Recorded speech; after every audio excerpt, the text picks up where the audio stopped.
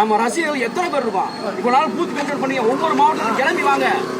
இங்க வந்து 2 நாள் 3 நாள் சரி தலைவர் வர்றது வரைக்கும் நம்ம இங்க இருக்கோம். அப்படி இல்லையா அந்த அம்மா வந்து சொல்லுங்க. அம்மாட்ட நாங்க பேசுறோம்.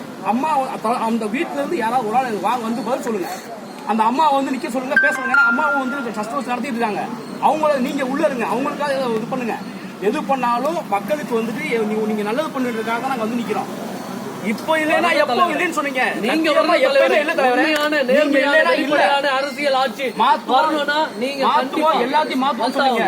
வந்திருக்காரு நண்பரே, பாருங்க நம்ம எதுக்காக இவ்வளவு தூரம் இங்க வந்து கஷ்டப்பட்டு வந்திருக்காரு. எதுவோ கிடையாது, படம் மாதிரி நினைச்சுக்க வேண்டாம். இது தலைவரோட உயிர்.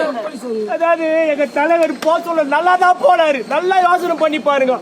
பேட்டி குடுத்துட்டு நல்லா போன இந்த மக்களுக்கு என் உயிரே போனால கவலைப்பட மாட்டேன் தலைவர் சொல்லாரு. ஆனா போயிட்டு வர சொல்ல எப்படி வந்தாரு அது யோசனை பண்ணுங்க. என் தலைவருக்கு பாதுகாப்பு இல்லங்க, எங்களை தவிர வேற யாருமே கிடையாது. நம்ம ஒரு ஆள் மட்டும்தான் தலைவருக்கு பாதுகாப்பு.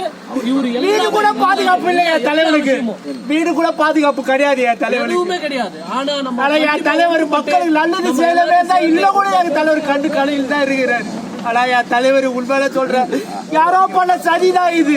என் தலைவரை அழிக்கிறதுக்கு எவ்வளவு முடியாது புரியுதா? ஆனா வருவாரு, கண்டிப்பா வருவாரு. என் தலைவர் வருவாரு, நம்ம ரசிகர்கள் எங்க வாங்க எல்லாமே. நம்ம தலைவர் நம்மளை விட்ட பாதுகாப்பு வேற யாருமே கிடையாது.